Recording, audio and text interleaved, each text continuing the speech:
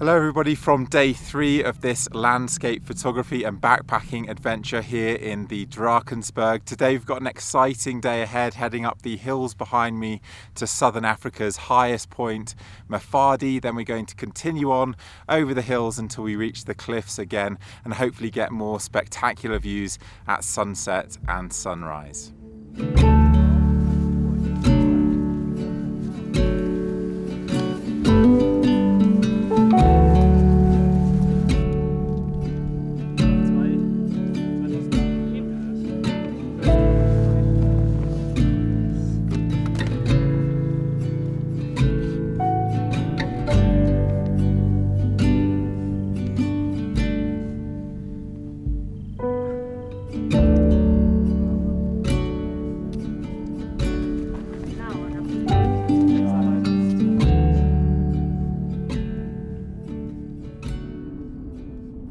Welcome to Mafadi, the highest point in South Africa. We're only up here because this is on our route today, but we are obviously at the highest point of our trip, 3,450 meters. So it's a good place to take a group photo before we continue on to camp for the evening.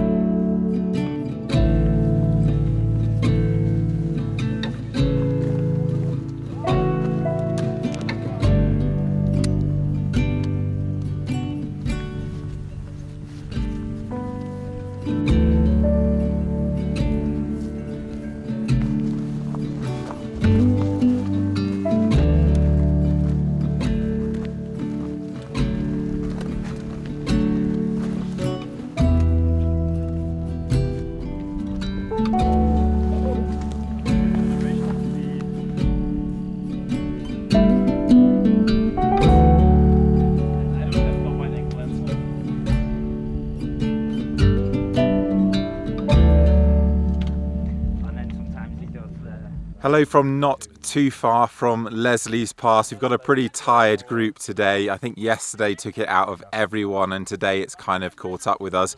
So maybe it's a good thing that it's cloudy now. The viewpoint is just behind us, or I say the viewpoint, an area where there is an incredible view is just behind us. So if it comes good this evening or tomorrow morning, then we'll be there and I'll be talking you through compositions as ever. But for now, I think I'm going to have a relax and eat a lot of food because I'm pretty hungry. Aufbaut. Aber selbst das kriege ich nicht gebacken.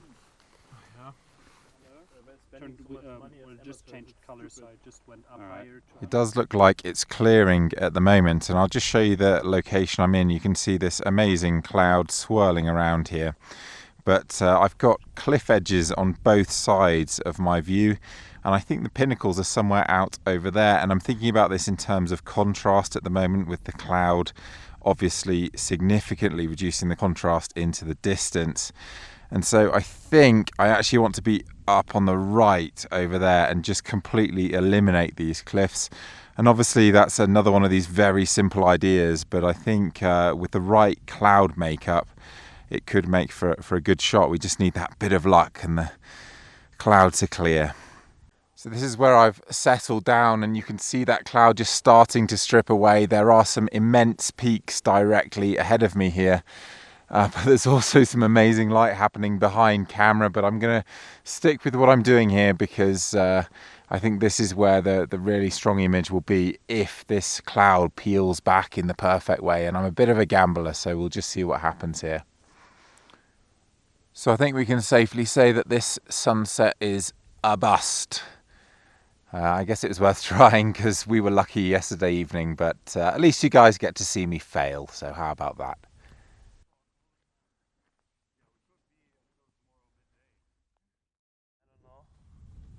Very likely, where I did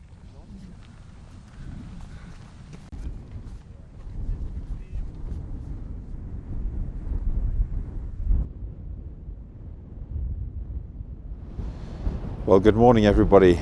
As you can probably hear, it's incredibly windy. I don't know if I actually have to voice over this.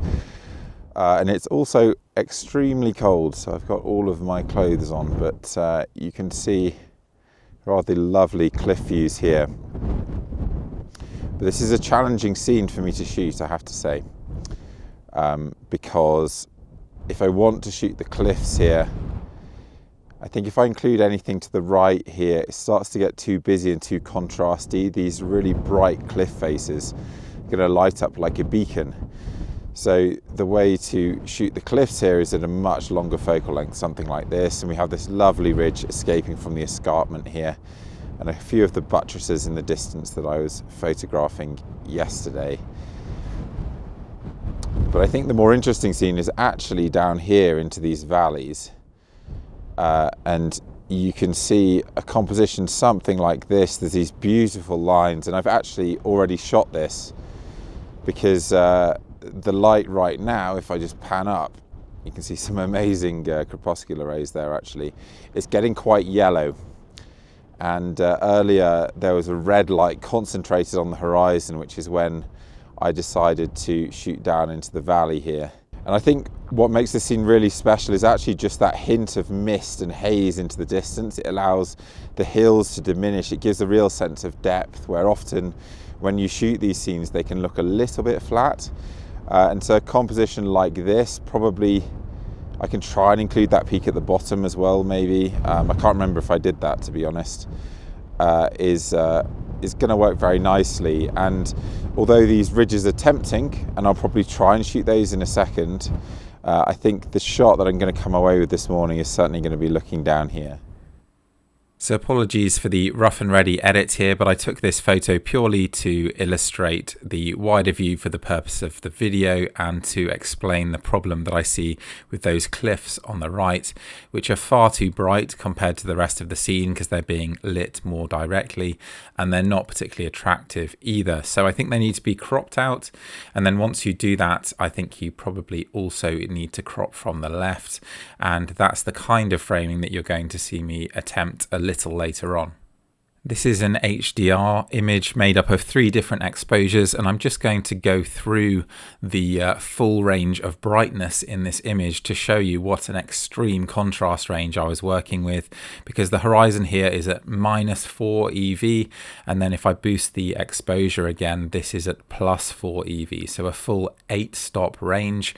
And although that horizon is providing incredible light and incredible color as well to the valleys, the contrast difference is just too great. So if I show you a very quick edit here, you see this looks very flat and HDR like. It's simply because there is way too much contrast in this scene to make a really pleasing rendition. I mean, there's hardly any color in the sky here relative to what it was actually like, and yet it already looks too dark for the foreground, which is itself quite dark. So that's why I didn't include the sky. And then you can obviously see the cliff on the left there, which was giving me a bit of shelter from the wind. I didn't want to include that either, and that's why I ended up with the framing that I did. So this is the unedited raw file, and you can see the most exquisite lighting here, this directional, soft, warm light. In fact, it reminds me of blue hour, and in fact it's taken at a pretty similar time to most blue hours, because this is about 45 minutes before sunrise. But for whatever reason, you get this in the Drakensberg fairly frequently, and it creates the most wonderful effects. And that orange color is particularly helpful when you've got yellow and green grasses. So the edit here is pretty simple, just adding a bit of contrast. And I do love the mist on the left here and at the top of the frame as well. That allows me to have this lovely soft transition to white right at the top of the frame. So the overall impression of the image I find quite peaceful, but it does look a little bit unbalanced. So I think it's probably better to crop from the right here to more of a 4:5 ratio, but I absolutely love this image. Now I think it's time for me to challenge myself a little bit. I need to find a foreground really to shoot with these ridges. There's nothing that's going to work right at the edge here, I don't think, to include those valleys.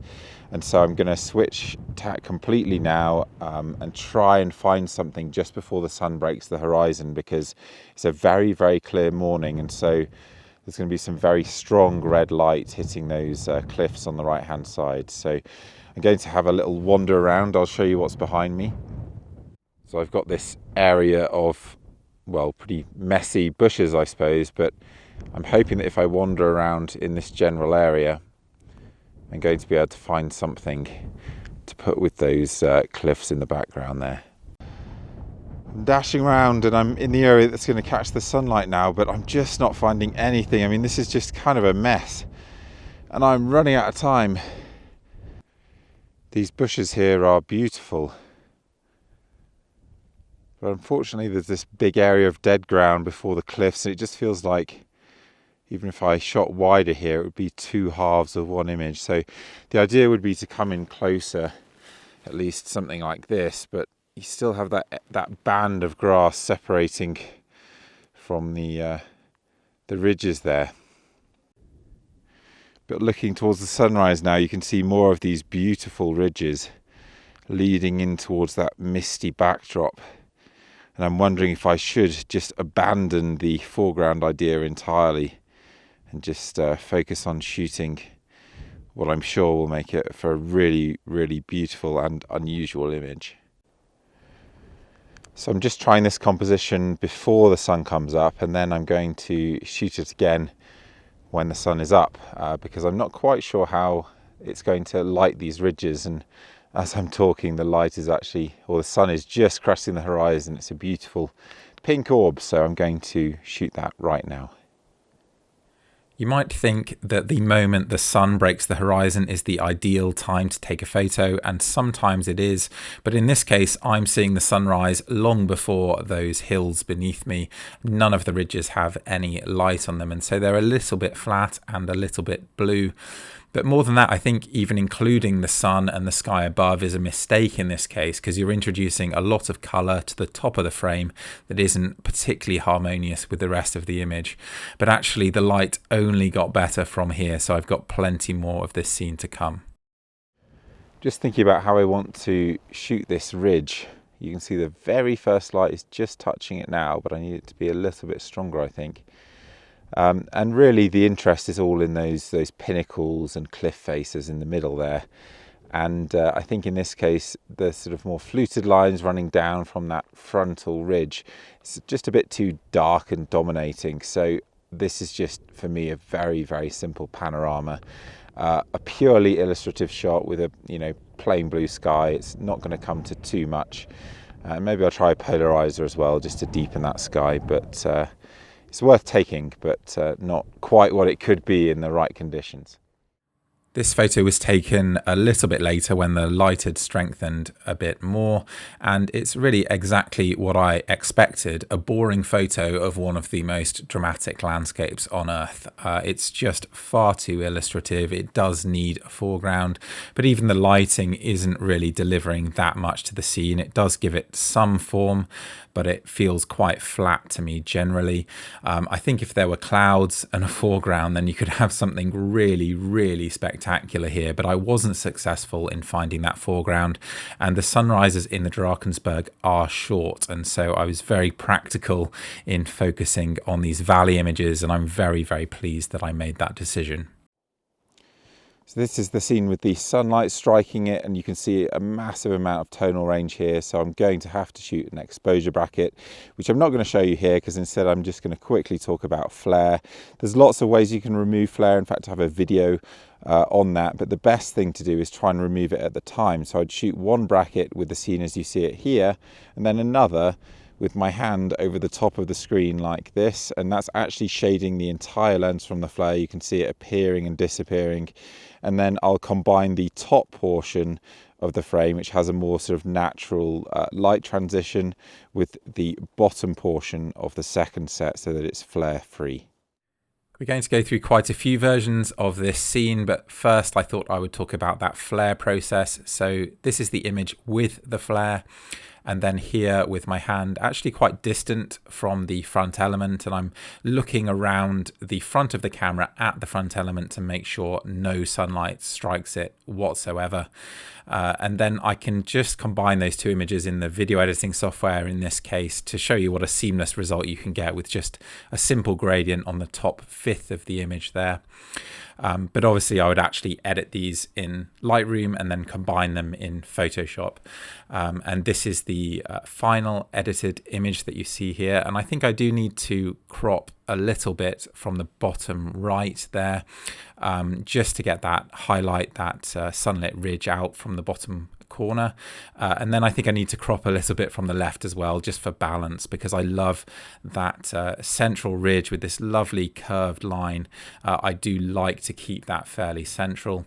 And there's a lot that I really love about this image, but particularly the color palette. We've pretty much got a full rainbow of colors here, but they fit together very nicely, including these soft blues in the middle distance and this absolutely beautiful highlight transition running through to the top of the frame.